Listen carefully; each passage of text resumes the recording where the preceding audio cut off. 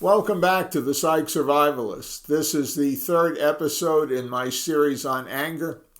In this episode, I'm going to discuss anger as it appears in mental hospitals, reflecting back on my early experience in two very different mental hospitals in two different parts of the country. A few weeks ago, I was reminiscing with a colleague with whom I had worked decades earlier at the state hospital in New Mexico. She had been there for years before I arrived. At the time, I was not yet licensed, needing only to complete my oral examinations, a hurdle I soon crossed. During our conversation, she repeated something she had told me when we worked together. In her opinion, as she said, at the time, the quality of treatment at the hospital had already reached its peak and was beginning to decline. Back then, I didn't share my experience with her prior to coming to New Mexico. I hadn't told her that, compared with what I had seen during my internship at a state hospital in Washington, the New Mexico facility looked exceptionally good. The staff, like the hospital grounds and physical environment, even the treatment was mostly conscientious and civilized in comparison to what I had previously witnessed and participated in. What brought all of this back to mind was her recollection of an encounter with a reviewer from a federal agency charged with evaluating psychiatric hospitals. She remembered being surprised when he described our hospital as one of the best he had seen in the country. She didn't think it deserved such praise, believing it had already begun to deteriorate. Years later, reflecting on that conversation, I found myself comparing the two hospitals. Having worked in both settings, I understood why the reviewer might have been impressed. The contrast was striking, and it reminded me of several experiences that taught me something important about anger, incompetence, and the way institutions sometimes function under pressure. I would be remiss if I didn't say that while I was well on my way to receiving my doctorate, there was nothing in my training that prepared me for working in any mental hospital or institution, not to mention one where the friction between patient and staff was so obvious. One could easily see how, in this kind of adversarial encounter, a patient would likely attack any member of the staff because the treatment would often look to be no treatment at all except for the use of medications. This was not fertile ground to learn about the application of psychology on a lockdown unit. There were lumps that I received along the road, some of which were surprising. When I started, I did not know how to read a chart or what to do with the chart, little realizing that years later I would become an expert at it. It all seemed just too complicated. I didn't know how to write a treatment plan because it was not taught in my doctoral program any more than I was taught how to write a chart entry. What was relevant? What wasn't relevant? I had no idea how to do either. And if I asked anyone who I thought might know more than I did, it appeared that no one else with any level of training knew how to do these most basic kinds of things that are necessary for both psychological and psychiatric treatment. I would like to relate some of the discord that I experienced in Washington State. There was one meeting in particular that I remember to be extremely uncomfortable, and I will admit it was through no fault of anyone's, not even my own. If I'm to reflect back even further, I would have to acknowledge that there was no training in my doctoral program, certainly none in my master's program, which was relatively lightweight, that taught me how to write a treatment plan at all. I remember sitting in Washington on a locked ward in an office with a psychiatrist and social worker. There is a term used probably only among Jews that applies here. It is called fumphing. It is onomatopoetic in that it is about making noise to cover up the fact that you really don't know anything about what you're talking about. It's the double layer of a lack of knowledge that is relevant here, along with what it sounds like when you try to answer the question, but have no idea what the answer is or even how to formulate the words to form an answer. Here were the three of us, engaged in a sacred ritual. Let us fumph.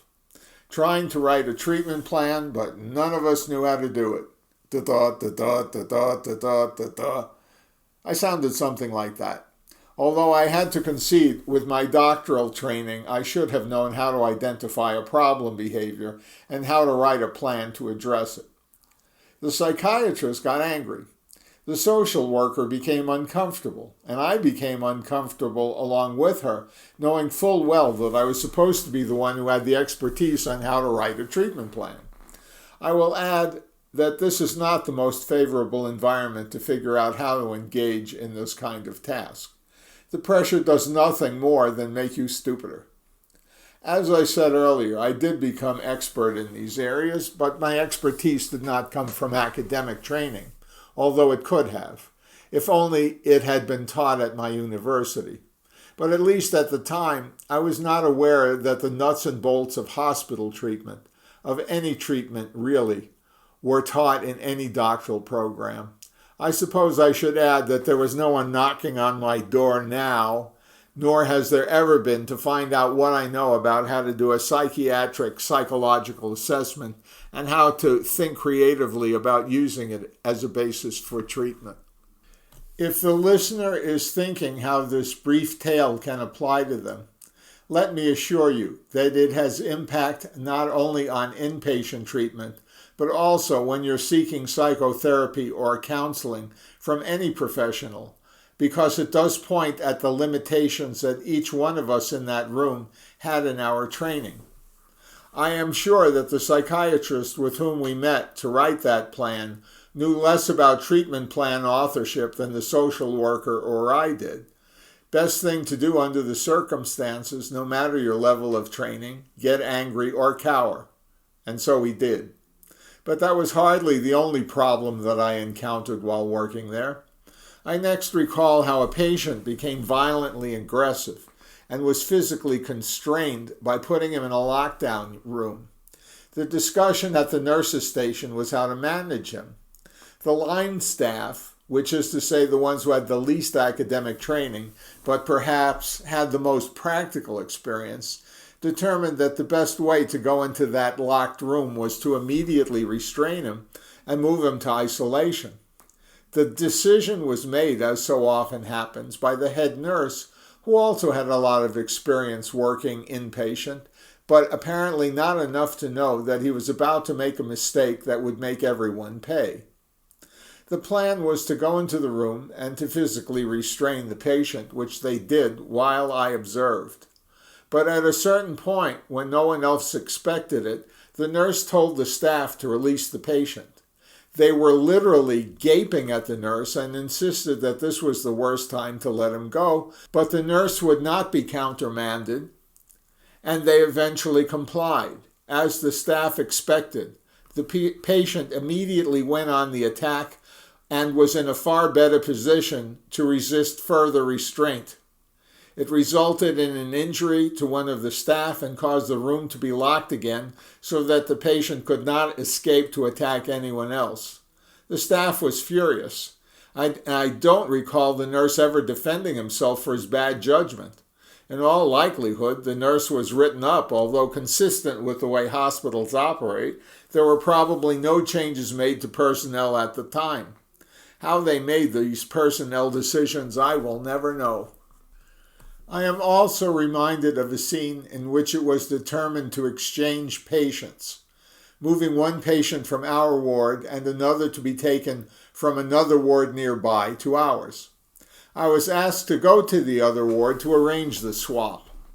Of course, I had no specific training in this kind of exchange, nor was I given any input from anyone about what to expect. I was operating on what could be laughingly called good faith.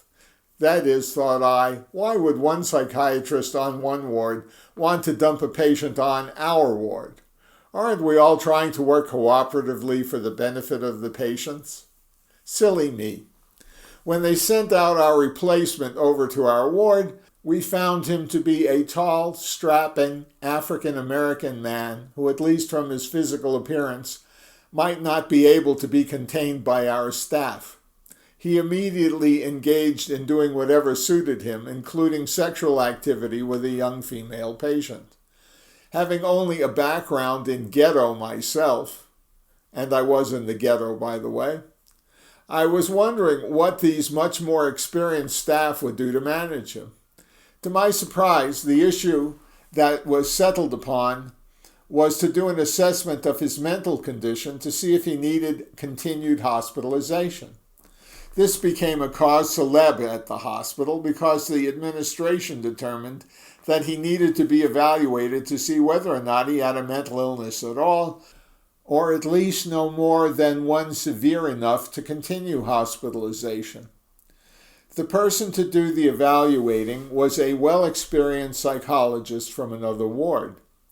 I'm laughing now when I think about the expression on his face when he found himself doing an evaluation that was to go towards a treatment decision with such consequence.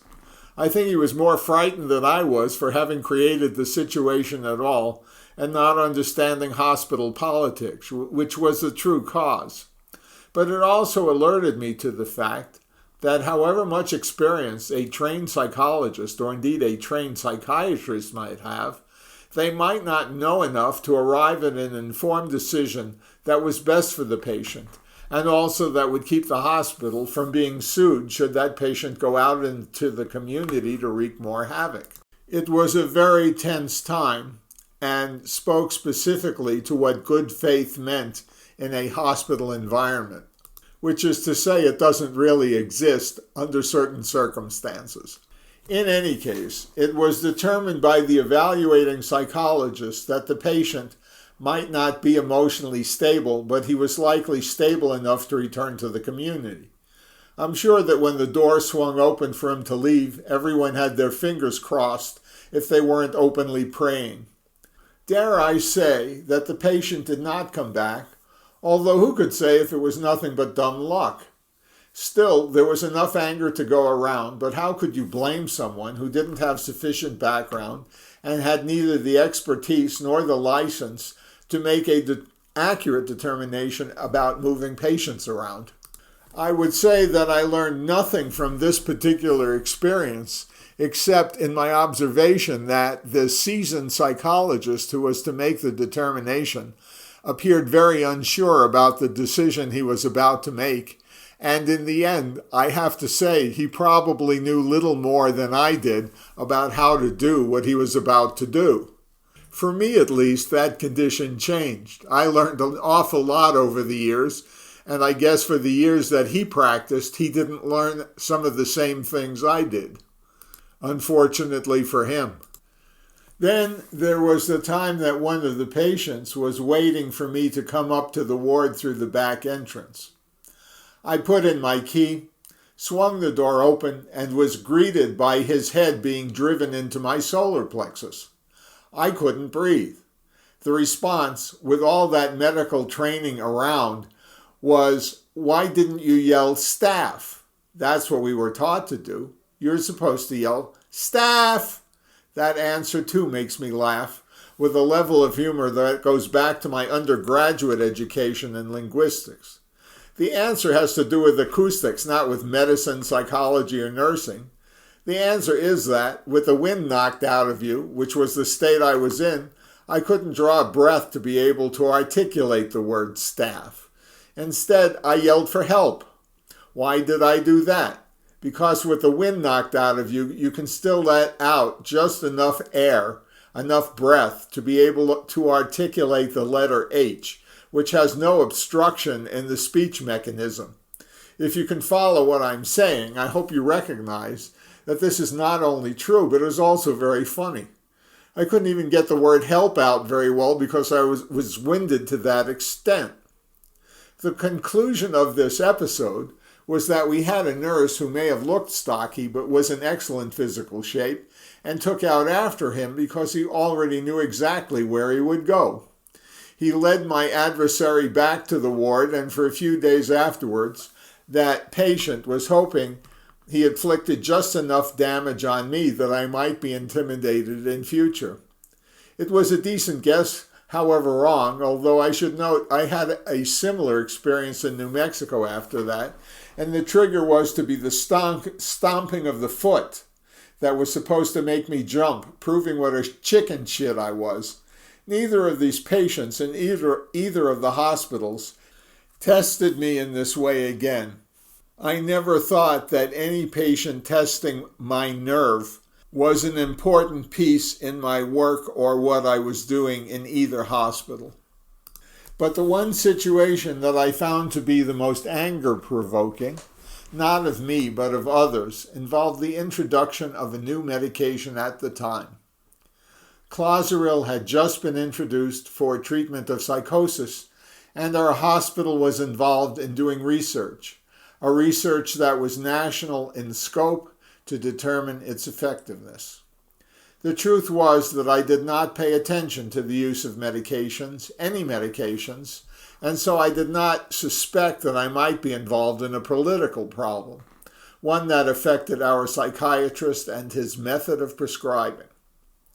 And it was an LPN at the time who approached me to tell me that our psychologist did not like prescribing this medication to our patients because he was afraid of side effects that could be deadly, specifically a granulocytosis. The reasons were simple enough. He did not want to get sued in the event one of the patients died. Interesting when you consider that this entire research was funded by the federal government and that any responsibility would be taken up by the hospital, the state, or even the research agency. So here I was, a newbie and unlicensed, going to the administration at the request of our LPN because one of the patients had deteriorated to such a point without his medication that he had only been taking for a short time, that he took trash out of the garbage can and assembled it on top of the toilet, setting it on fire. Now, I should add that I never actually spoke to this patient because he was floridly psychotic, except that I might have offered him a greeting in the morning, which was likely not returned. What happened next was also surprising to me. I found myself in the treatment office amid all the files and charts, but also with the psychiatrist and the head nurse sitting at a table opposite. And our psychiatrist said the following: "If I ever find out who ratted me out, I'll kill him." I have no doubt that both he and the head nurse knew exactly who had done it, although to tell you the truth, I didn't give a shit. So now to compare what the two hospitals taught me. The hospital in Washington State, apparently, the staff sees the patients as a potential threat and adversary, and operated like a prison, where the staff was at least uncomfortable, if not downright fearful of the patients, while my subsequent experience in New Mexico focused more on treatment, although the ways in which treatment was administered even in New Mexico could vary greatly depending on who the psychologist was and the psychiatrist. Nevertheless, the improvement in treatment in New Mexico was a welcome change because it allowed me to learn what I could do as a psychologist in a lockdown environment, and added a lot to my understanding of inpatient treatment and how treatment can differ radically. For those who enjoy literature, I turned some of my experiences into a novel that I self-published on Kindle, Spiders Kill Their Young. It received an excellent review from Kirkus Books, although you can't get very far if you're on your own and trying to publish. As best I could, I tried to encapsulate the environment of the forensic unit of Washington State Hospital and dramatize my role in it. That was when I was an intern and also assisted in evaluating cases that were as severe as murder. If you choose to pick up the book, I would welcome you to the hallowed halls of the forensic unit of Western Washington State Hospital, which halls that were since destroyed by earthquake. It was a pit, although it was a fascinating place, but it taught me a lot, and I still miss it. however harrowing my experience might have been there. Please don't hesitate to respond to this recording if you would like to know more about what is being discussed. I would also invite you to look for me on Reddit, where I call myself Psych Survivalism. That is the subject that I seem to have some expertise in. But I will add that I have found the Reddit discussion to be especially interesting, mostly among people who are one way or another grappling with the study of mental illness and treatment or suffer from it. I am sure that your involvement there would also be welcome, and I would not at all mind hearing from you on Reddit. Until next time, assuming there is a next time, be well and stay safe.